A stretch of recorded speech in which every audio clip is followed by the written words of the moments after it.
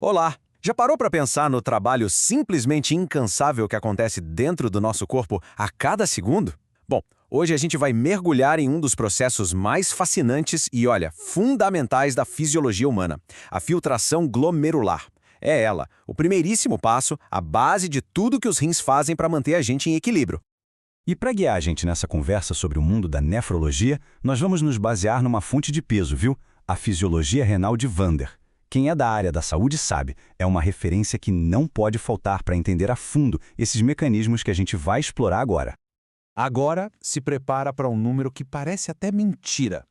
Todos os dias, os nossos rins filtram 180 litros de plasma. Para ter uma ideia, isso é mais do que uma banheira cheia, até a boca. É uma quantidade de trabalho assim gigantesca acontecendo agora mesmo enquanto a gente conversa. E isso nos leva à pergunta de US$ 1 milhão, né? Como é que pode um órgão filtrar o volume inteiro do nosso plasma? 60 vezes em um único dia. Parece coisa de ficção científica, mas é pura engenharia biológica. E é isso que a gente vai começar a desvendar. Para entender essa mágica, nosso roteiro vai ser o seguinte. Primeiro, a gente vai ver a escala desse trabalho incrível dos rins. Depois, vamos dar um zoom na anatomia da filtração. Aí, a gente entende o processo em si, como se mede isso com a TFG, e no final, porque tudo isso é vital para o nosso equilíbrio, a famosa homeostase. Vamos começar então por essa dimensão que é realmente colossal. Antes de a gente mergulhar no como as coisas acontecem, é super importante entender o tamanho e a importância dessa tarefa. Ou seja, por que tanto esforço? Sabe por quê? Porque a filtração não é o objetivo final.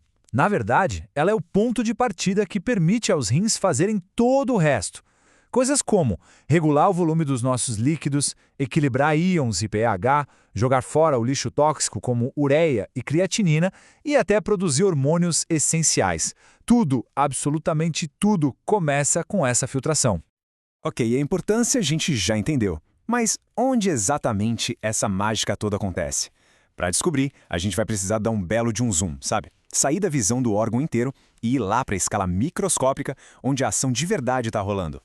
E a resposta está numa estrutura que é ao mesmo tempo minúscula e genial, o néfron. Cada rim nosso tem milhares dessas unidades. Pensa neles como os verdadeiros operários da fábrica. É ali que a urina começa a ser feita, a partir do sangue gota a gota. E o pontapé inicial dentro do néfron acontece no que a gente chama de corpúsculo renal. Tenta imaginar a cena. Um emaranhado de capilares, que é o glomérulo, é abraçado por uma cápsula, que é a cápsula de Bowman. É nesse exato ponto de encontro que o sangue e o sistema de filtração se encontram pela primeira vez. E essa barreira de filtração, nossa, é uma verdadeira obra de arte da engenharia. Ela tem 3 camadas super seletivas. Primeiro, o endotélio, que tem umas janelinhas que barram as células do sangue.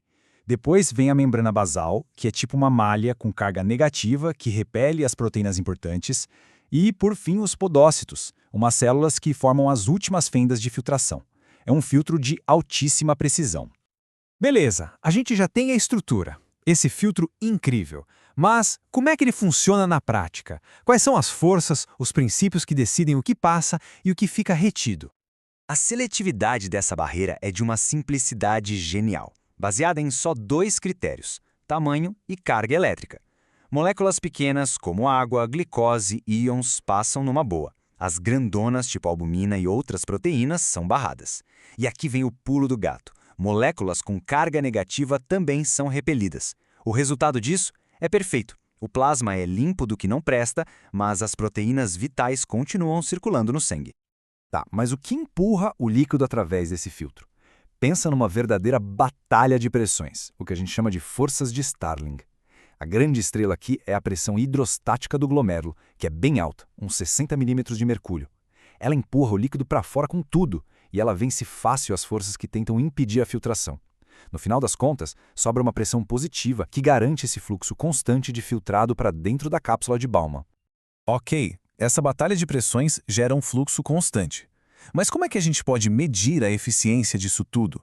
Como a gente transforma essa fisiologia toda num número que diz pra gente se os rins estão saudáveis ou não?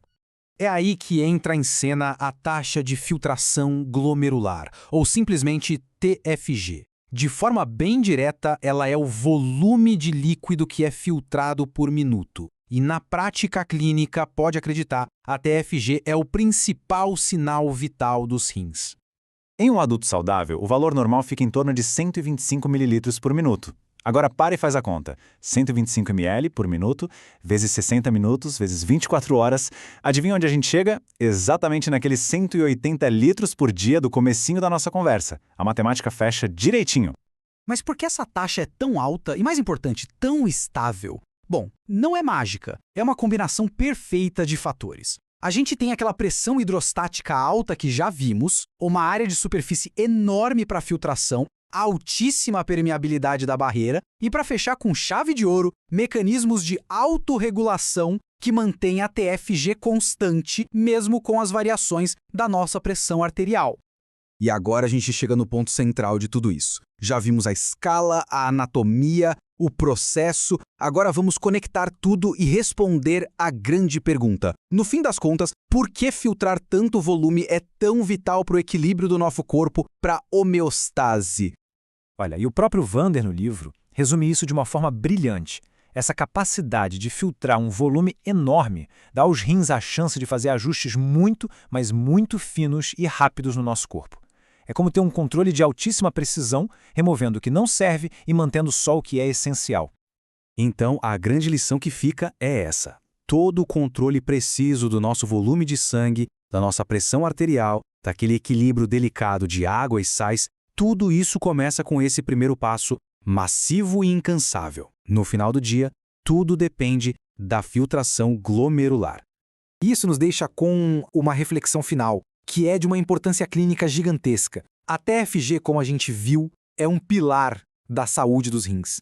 Então fica a pergunta no ar: o que acontece com o corpo inteiro quando essa taxa vital de filtração começa a cair? Essa é uma questão central na nefrologia e na medicina como um todo.